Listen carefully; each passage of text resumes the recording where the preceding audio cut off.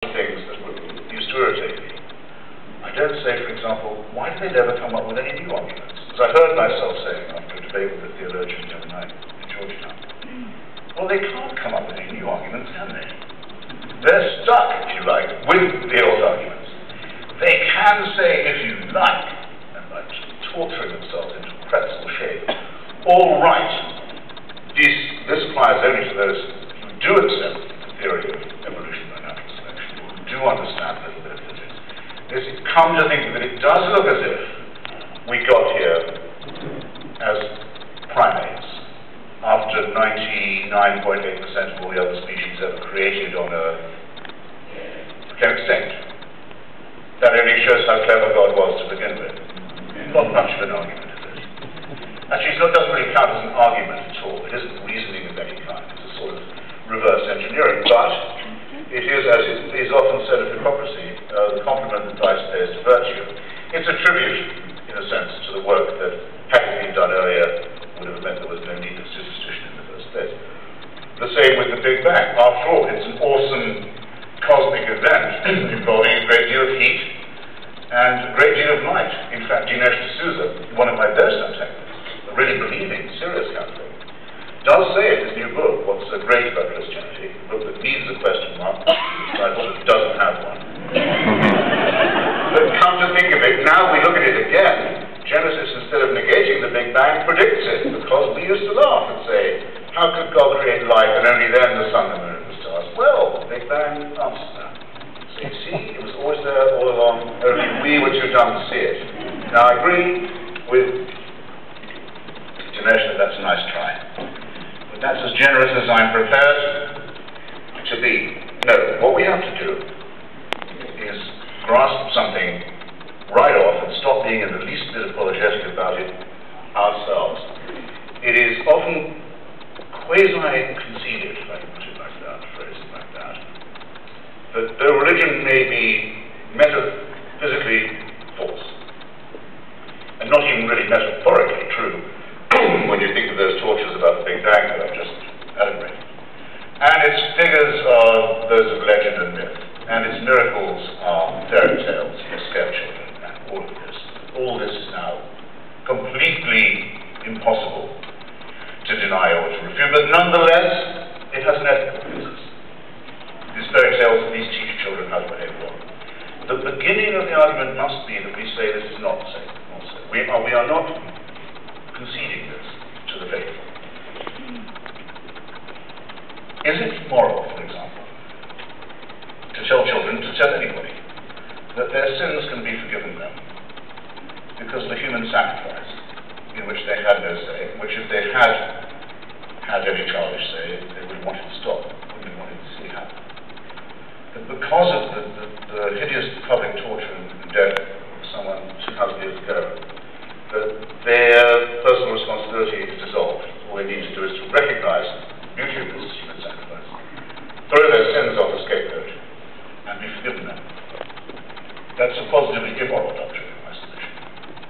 I could, if I wanted to, offer to pay your debts. I'm not going to. But I could, if I liked you enough. I could do that. I could, if I really, really liked you enough. I suppose there's no system that allows it, but I could. There used to be in primitive society. I could offer to serve your term in prison for you, if I knew you and I believed in you. We know of cases, Charles Dickens' Tale of Two Cities is the most luminous, where someone will even take someone else's place on the scaffold. They'll do their suffering for them. They'll pay their debts. But they can't take away their responsibility. They can't say those sins never occurred. And it would be immoral to try. So at the very centerpiece of the main religion, at any rate in these United States, there is something that is positively wicked. We are not arguing. It's insulting for us to be made to argue that we might be less ethical or moral because we don't believe. It's not enough for us to say, hey, you can be a good person and be an atheist. Somebody at the convention of AAI the other day in Washington was quoted on television just before I was interviewed. That's why I saw it, saying, well, we're good people, we're just not God people. No, nice try. Get off the apologetic, get off the defensive. You can't be a good person and a God person. You can't be. Religion is the inculcation by coercion, not just of irrationality, but of immorality.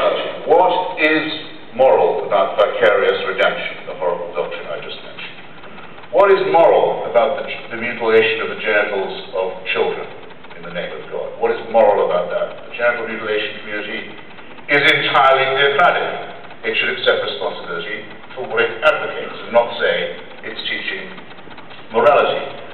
What about the Muslim injunction that anyone wishing to change their religion to become an apostate must be killed? Is it moral teaching to say that people who have second thoughts about faith must suffer the death penalty? I hardly think so. Is it moral for Orthodox Jews to greet every lovely day with thanking their Maker for not making them a woman or a Gentile, a goy? Is it moral for the women to have to say that we thank God for making us the way we are? Actually, that's not at least immoral, but there's something somewhat fatuous about it. The 82nd Airborne can only push us in a reverse direction. I'm wondering if your views have changed since the war started, and if you think the war was a good idea or if it's going well. Well, without having worked, very willing to have time, but I'm in detail on it, Rob. I can tell you immediately how I disagree with you. You give away the entire argument when you say they only get angry with what we do. That was what was said about September 11th as well. That's what's said about everything that the United States or the West does. We've made them angry. It's not because of the failed state created by Islamic backwardness that turns into a rogue state because it can't blame itself for its failure and exports the violence. That can't be it. It must be something we've done. You stated the ground of my disagreement with you absolutely perfectly. I won't listen to a bar of that song. The problem is, and I shouldn't have to be saying this to the audience of unbelievers, the problem is the religion to begin with.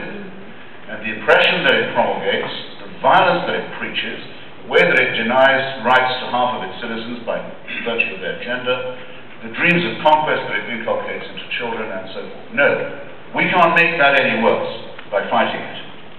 We do not create jihad by resisting it. We just don't resist it enough. We let Iraq rot for far too long. Far too long. We should have taken care of that a long time ago. And we need to be training an army that is willing to fight in this way, in the most bizarre, and ghastly, and unpredictable circumstances, as we are doing. An army that's trained to fight and really kill in order to defend us. And if you think that idea is more dangerous than the idea of the Iranian theocracy waltzing past the European Union, spitting its way through the United Nations, tearing up all the treaties it's ever signed as it goes, laughing at us, sending death squads to kill our novelists, sending death squads to blow up the Jewish Community Center in Buenos Aires, sending killers with impunity to Berlin to kill the Kurdish democratic leadership of Iran in a restaurant in Germany, doing all this and never suffering a thing, and then about to become thermonuclear. If you don't think that's the most dangerous thing, then you have no concept of what a threat religion can really be. And you don't see it when it's glaring you in the face. So don't clap, I don't care.